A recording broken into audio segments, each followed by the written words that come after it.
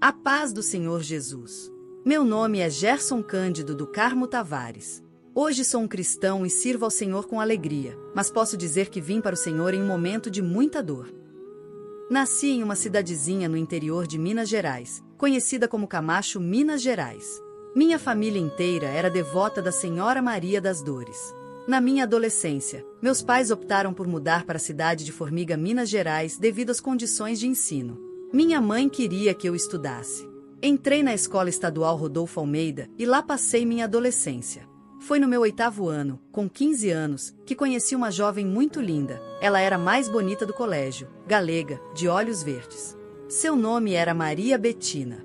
Embora tivesse uma beleza encantadora, não tinha amigos, vivia só. Os outros jovens não gostavam muito de se aproximar dela, pois a chamavam de metida. No meu último ano, caí na mesma sala que ela. Maria Bettina era sempre muito calada, reservada, mas muito estudiosa e inteligente. Um dia, criei coragem para falar com ela. Para puxar assunto, pedi que me emprestasse um apontador de lápis, dizendo que o meu estava ruim. Ela, sem hesitar, me emprestou. No dia seguinte, minha mãe fez uns biscoitinhos e eu levei para Maria Bettina, perguntando se ela gostava. Foi assim que começamos a conversar. No dia 12 de junho daquele ano, Dia dos Namorados, a escola organizou um baile para os alunos do ginásio. Esse era o nome das classes dos alunos da 5ª a 8ª série do ensino fundamental, nos anos 80 e 90, e criaram uma barraca chamada Correio Elegante. Estava tocando Patience, dos Guns N' Roses, e eu mandei um correio elegante para ela, perguntando se queria namorar comigo. Mas, antes de entregarem o bilhete, fui pessoalmente convidá-la para dançar. Com muito medo da rejeição e de me tornar piada na escola, fui até ela e disse: "Vamos dançar?" Ela aceitou. Naquele momento, fiquei tão confiante. Parecia que meus pés deslizavam conforme o ritmo da música e meu coração batia forte. Quando a música terminou, a menina do correio elegante entregou o bilhete a Maria Bettina. Ela olhou para mim, sorriu e disse: "Somos amigos, mas eu gosto de você." Fiquei dividido, sem saber se isso era uma boa notícia ou uma rejeição. Na sequência tocou uma música que era muito tocada nas rádios do Brasil. A música era do Roupa Nova. Foi numa festa, Gelo e Cuba Libre, e na vitrola Whisky a Go Go. Continuamos dançando e foi muito gostoso. Tempos bons aqueles. Continuamos amigos. Diariamente após as aulas eu a levava até perto da casa dela, e conversávamos pelo caminho. Eu amava estar com ela, embora meus amigos não gostassem muito dela. Certo dia, uma colega nossa, Marcela, caiu em um poço e quebrou a perna. A notícia abalou todos os alunos. Quando fui falar com Maria Bettina sobre isso, ela não demonstrou nenhuma emoção, o que me deixou intrigado. Perguntei se ela conhecia Marcela, e ela respondeu que sim, mas sem sequer olhar para mim, continuando a fazer suas tarefas. Aquilo foi um sinal claro de frieza da parte dela, e isso me acendeu uma preocupação. O tempo passou, e chegamos ao final do ensino médio. Eu continuava apaixonado por Maria Bettina e decidi que era hora de pedir para namorar com ela novamente. Comprei uma fita cassete do Roupa Nova, uma caixa de bombons, e, todo arrumado, fui até a escola. No caminho para a casa dela, disse que a amava e que queria muito namorar com ela. Ela sorriu e respondeu: "Pensei que você nunca mais falaria sobre isso, depois do baile da 8ª série." Finalmente, começamos a namorar. Tínhamos 17 anos e tudo era maravilhoso. Fui até os pais da Maria Bettina, pedi-a em namoro, levei-a para conhecer meus pais, e tudo parecia perfeito. Com 18 anos, após a conclusão do meu alistamento militar, comecei a trabalhar na empresa MEP, saindo do armazém dos meus pais. Esse era meu primeiro emprego e eu estava feliz. Juntava meu dinheirinho para me casar com a Maria Bettina. Em 19 de maio de 1990, agora com 21 anos, eu me casava com Maria Bettina, que passaria a assinar Maria Bettina Cardoso Tavares. Minha esposa, Senhora Tavares. Era um ano de euforia. Fernando Collor de Mello era o presidente do Brasil, e tudo parecia estar se renovando. Vivemos bem, tivemos 2 filhos lindos, Camila e Caio, e seguimos construindo nossa vida juntos. Com o passar do tempo, percebi um comportamento estranho em Maria Bettina. Ela parecia sempre me envolver de forma muito sutil em situações em que eu me sentia culpado ou inferior, mesmo sem motivo. Ela jogava com meus sentimentos, me fazendo duvidar de mim mesmo. Foi assim que percebi que ela constantemente me manipulava para controlar as situações a seu favor. As coisas começaram a mudar. Já estávamos em 2010. Maria Bettina se portava de forma estranha. Ela se distanciava, e notei que algo estava errado, mas sempre que a confrontava, ela negava qualquer problema, mentindo com uma facilidade assustadora. Ela inventava desculpas. Saía e não avisava, marcávamos algo e ela se atrasava e inventava desculpas para seus atrasos. Dizia que estava visitando familiares, mas, no fundo, eu sabia que algo ruim estava sendo escondido. Nosso relacionamento se desgastava cada vez mais. Comecei a perceber que ela agia sem qualquer remorso ou culpa. Quando questionada sobre atitudes que me feriam, Maria Bettina não mostrava nenhum sinal de arrependimento. Eu chegava exausto do trabalho, estava abalado emocionalmente, e ela me ignorava completamente. Por mais que eu a chamasse para uma conversa, ela não se importava. Agora ela estava mais linda ainda, uma mulher madura, firme, com uma postura invejável, muito forte e decidida. Eu era um homem apaixonado pela esposa, mesmo contudo, seguia amando e a admirando. Eu era louco pela Maria Bettina e ela sabia disso. Minha filha Camila estava ficando uma mocinha, e queria muito a companhia da mãe, mas essa altura, Bettina nunca estava em casa. Estava sempre na casa das amigas, no salão, na academia, caminhando, no shopping, sempre só. Não parecia que ela era mãe. Por vezes, cheguei do serviço e fui arrumar a casa, fazer comida para meus filhos, ajudá-los com os deveres de casa. E quando eu falava sobre essas coisas com a Maria Bettina, ela não se importava e ainda me colocava com a pessoa mais horrível do mundo, ao ponto de meus filhos ficarem olhando para mim e eu ficar me sentindo culpado. Mas culpado de quê? De cuidar dos meus filhos após um período de trabalho, que eu chegava em casa e encontrava eles sozinhos, sem comida? Sim, ela conseguia me fazer acreditar que eu estava errado, que eu só trabalhava. Por isso não entendia como era a vida de uma mulher, mãe de filhos, o quanto isso era complicado e estressante. O ponto crítico veio na Páscoa de 2014, quando minha esposa pediu a separação de forma fria e sem emoção. 3 dias depois, fui demitido do meu trabalho. Tudo desabou em uma única semana. Naquele momento, eu me vi sem rumo, questionando tudo. Depois do pedido de separação, as coisas pareciam sair do controle. Maria Bettina começou a agir de forma cada vez mais dominadora, controlando tudo ao nosso redor com uma intensidade que eu nunca havia presenciado antes. Ela não só tentava ditar como eu deveria me comportar, mas também começou a afastar meus amigos e familiares de forma calculada, me isolando completamente. Ela queria controlar minha vida, minhas decisões, até mesmo os pequenos detalhes. Ela não aceitava que eu tivesse qualquer autonomia ou opinião própria, e sempre que eu tentava me impor, era confrontado com argumentos que distorciam a realidade e me faziam duvidar de minhas próprias percepções. Era ainda mais perturbador quando Maria Bettina começou a se afastar emocionalmente de nossos filhos.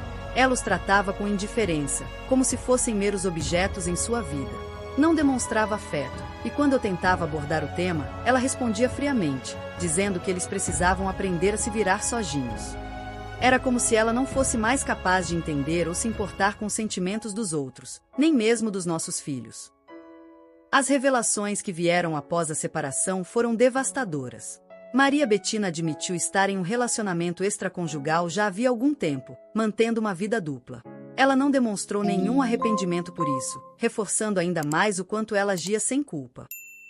Para ela, aquilo parecia natural, como se nunca houvesse um laço profundo entre nós. Eu fiquei arrasado, me sentindo traído e devastado. Ela pegou suas coisas e saiu de casa, deixando os filhos para trás, como se não fosse mãe. Entendi que durante os 33 anos de relacionamento com Maria Bettina, havia ignorado muitos sinais. Ela era manipuladora, mentia constantemente e nunca demonstrava culpa por suas ações. Não tinha empatia, era única em todo o contexto de nossa vida, tudo era sobre ela. Mas, na minha cegueira, eu me apegava à esperança de que tudo ficaria bem. Deus, no entanto, usou essa tribulação para me despertar e me guiar para os seus caminhos. Foi então que a escuridão começou a tomar conta de mim. Comecei a beber, fui dominado pelo alcoolismo. Na sequência eu passava madrugadas olhando sites de pornografia, buscando preencher o vazio e a dor que sentia. Um abismo chama outro abismo. Salmos 42:7. Fui entrando em depressão, triste e desolado. Com 2 filhos adolescentes, desempregado, não sabia o que fazer. No entanto, Foi durante essa fase difícil da minha vida que o Senhor me atraiu para Ele. Através de todas as dificuldades, comecei a sentir o mover de Deus em minha vida. Um casal de vizinhos nossos perceberam que as coisas não estavam bem em nossa casa, e para se aproximarem, a vizinha me chamou, perguntando a idade da Camila, dizendo que na empresa que a irmã dela trabalhava, estava abrindo vaga para menor aprendiz e que seria interessante apresentar o currículo da Camila. E assim ela encaminhou o currículo da Camila para a vaga de aprendiz e Camila foi chamada. Ela estava muito feliz. Aquele casal eram cristãos e convidaram a Camila para ir ao culto dos jovens e foi assim que minha filha começou a caminhar na presença do Senhor. Camila não dizia nada, mas ela estava entrando em depressão também. Em uma madrugada, ela fez uma oração sincera. Meu Deus, meu Senhor, perdoe pelos meus erros e pecados, mas eu não quero outra família, eu quero minha família, restaura minha família, Senhor. Eu estava na porta do quarto dela, ouvindo aquela oração e foi a partir desse momento que comecei a sentir Deus me guiar. Procurei ajuda em testemunhos de casamentos restaurados e, embora no início estivesse revoltado e confuso, Deus me direcionou a esse casal de amigos e vizinhos que se tornaram instrumentos divinos em minha vida. Foi em uma conversa com a esposa desse amigo que recebi uma mensagem clara: Deus não destrói uma família para construir outra. Isso me deu forças para lutar pelo meu casamento. Ela me apresentou um livro chamado O Desafio de Amar Dia a Dia, por Stephen Kendrick e Alex Kendrick. No início fiquei com preguiça de ler, confesso, mas numa noite, em vez de ir para o computador do meu quarto, com uma garrafa de cerveja, olhei para o livro, li a capa e decidi trocar o computador pelo sofá, com a leitura do livro e a cerveja por um doce chá de erva doce. Aquilo me acalmou tanto, tanto! A leitura é gostosa, e é para ser feito algo diariamente. Adormeci lendo o livro, fui acordado pelo Caio, que me chamou para ir para o meu quarto. Assim iniciei a leitura do livro que estrategicamente oferece leituras de base bíblicas em suas citações. Eu nem sabia como ler a Bíblia. Tínhamos uma bem grande na prateleira da sala, que era usada como enfeite. Resolvi pegá-la e aprender a lê-la. Com o tempo, fui encontrando mais testemunhos e recursos que me ajudaram a buscar a restauração da minha vida. Deus me levou a um site de restauração familiar, onde encontrei o livro Como Deus Pode e Vai Restaurar Seu Casamento, por Erin Thiele. Esse livro foi um divisor de águas para mim, e através dele, comecei a entender o que era preciso para buscar minha cura e libertação. Um dia meus filhos Caio e Camila estavam saindo, perguntei aonde eles iam, e eles me responderam que iriam no culto dos jovens. Eu disse que iria com eles, era um domingo à tarde. Pensa em um culto gostoso. Agora eu entendia porque meus filhos gostavam de ir à igreja. Fiquei emocionada ao ver tantos jovens felizes, cantando, bem vestidos, com semblantes brilhando, e senti orgulho dos meus filhos. Comecei a frequentar os cultos, que eram todas as terças, quintas, sábados e domingos. Deus me libertou da bebida e da pornografia, de consequência, fui liberto da depressão. A leitura da Bíblia estava me restaurando, me transformando e curando a minha alma. Através dos salmos e provérbios, aprendi a orar de verdade. Nas minhas quedas, encontrei forças em Deus. Essas quedas, por mais dolorosas que fossem, me impulsionaram a buscar mais a Deus. Foi nessa jornada que tive um encontro verdadeiro com Jesus Cristo e, embora tenha enfrentado muitos desafios, cada um deles me aproximou mais da restauração e da transformação que o Senhor preparou para minha vida. Durante todo o processo de restauração que vivi, aprendi a confiar plenamente na palavra de Deus e a praticar o princípio do deixar ir. Nesse período, mergulhei mais profundamente em oração, buscando respostas e forças. No auge da dor e da confusão, comecei a praticar o deixar ir. Entendi que, por mais que eu quisesse lutar pelo meu casamento, era preciso entregar tudo nas mãos de Deus. Essa foi uma das lições mais difíceis, mas também a mais libertadora. A frase que ecoava na minha mente era: Deus é fiel, eu perdoo, porque Cristo também me perdoou. Eu repetia isso incessantemente, acreditando que, independentemente do que acontecesse, Deus tinha um propósito para minha vida. E foi nesse ponto, quando eu finalmente soltei o controle, que Deus começou a agir de maneira impressionante. Em fevereiro de 2016, a situação com Maria Bettina chegou ao ápice. Era um ponto final, assinamos o divórcio. Mas Deus tinha outros planos. No mês seguinte, em março, fui surpreendido por um telefonema inesperado de minha sogra. Ela me disse que Maria Bettina gostaria de falar comigo. Hesitei, já havia sofrido muito, mas, seguindo minha fé, aceitei encontrá-la na casa dos meus sogros. Naquele encontro, algo inacreditável aconteceu. Maria Bettina, com lágrimas nos olhos, confessou que estava perdida, que ela errou muito comigo, que ela sentia falta de casa, de nossos filhos e que queria reconstruir nosso casamento. Naquele momento, percebi que não era apenas sobre mim. Deus estava transformando a vida de Maria Bettina também. Ela me contou que, durante aquele período de rebeldia, sentia uma constante insatisfação, uma ausência de paz, como se estivesse vagando sem rumo. Deus estava trabalhando em seu coração, da mesma forma que estava trabalhado no meu. Fui para casa, e recentemente eu havia criado um hábito, de orar com meus filhos todas as noites. E naquela noite, Deus usou a boca de Camila, minha filha, para falar comigo. Ela abriu a Bíblia e leu, e o que estava sentado sobre o trono disse: Eis que faço novas todas as coisas. E acrescentou: Escreve, porque estas palavras são fiéis e verdadeiras. Apocalipse 21:5. Ela seguiu dizendo: Pai, o que o Senhor está esperando para se decidir a Cristo? Eu seu coração vês e crês, mas com seus lábios não confessastes publicamente. Deus quer um compromisso, uma aliança contigo e tudo Ele transformará em sua vida. Eu caí de joelhos e chorei. Chorei como criança. Meu Deus, o que está acontecendo? É tudo tão maravilhoso. No dia seguinte fui ao culto com meus filhos, e para a honra e glória do nome do Senhor Jesus, eu aceitei como meu único, exclusivo e eterno Salvador, confessando publicamente. Que alegria na minha alma! Meus filhos me abraçaram e eu regozijava. Aquela semana passou e Maria Bettina me ligou, dizendo que queria me ver e ver nossos filhos. Eu disse a ela que nossos filhos eram diferentes agora, que eu também estava diferente, que nós havíamos encontrado a salvação em Cristo Jesus e que não queria que ela aparecesse na vida deles, para mexer com os sentimentos deles, se ela não tivesse interesse em permanecer na vida deles.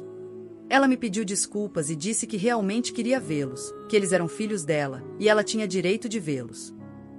Falei para ela que iria conversar com eles e retornaria a ligação para marcar um horário para que ela pudesse vê-los. Após nossa oração à noite, sentei-me com meus filhos e contei o que a mãe deles estava querendo. Caio olhou para mim e pôs a mão em meus ombros e me perguntou: Pai, como o senhor está se sentindo? Eu respondi: Filho, estou tranquilo, sinto a paz do Senhor em meu coração. Então eles responderam que queriam ver a mãe e que eles iriam na casa da avó no outro dia. E assim eles foram até a casa da avó, passaram um final de semana lá, na casa dos pais da Maria Bettina, juntos com ela. Eu fui à igreja e continuei adorando ao Senhor. No domingo à noite, Maria Bettina veio até em casa, junto com meus filhos e disse que queria me ver. Eu havia acabado de chegar do culto e fiquei feliz em rever a Maria Bettina. Conversamos, pedi uma pizza, comemos e rimos em família. Foi muito gostoso.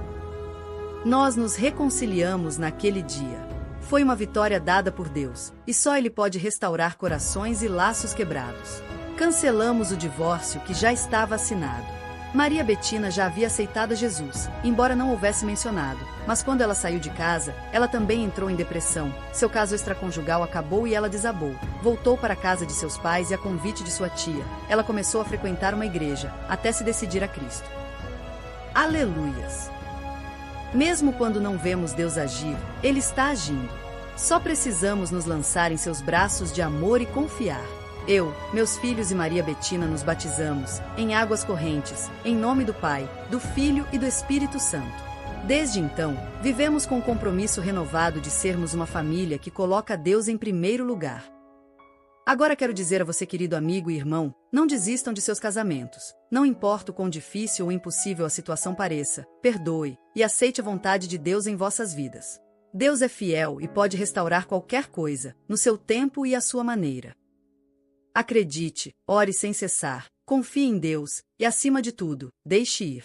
Porque a vitória virá, e será muito maior do que você poderia imaginar. Eu esqueci de contar, mas consegui um trabalho em uma outra multinacional, estou trabalhando lá, em um cargo de gerência agora, Deus abriu as portas. Meu filho Caio está se formando em administração e é líder do louvor, é um jovem abençoado. A Camila casou-se com um jovem evangelista e logo eu e Maria Bettina seremos avós. Ó glórias a Jesus! Quero agradecer por contar meu testemunho, que ele possa servir de elevo espiritual a muitas famílias que estão em conflitos. Porque sou eu que conheço os planos que tenho para vocês, diz o Senhor. Planos de fazê-los prosperar e não de causar dano, planos de dar a vocês esperança e um futuro. Jeremias 29:11. Acredite, Deus tem o melhor para você e toda a sua família. Deus abençoe irmã Daniela. Deus abençoe ouvintes.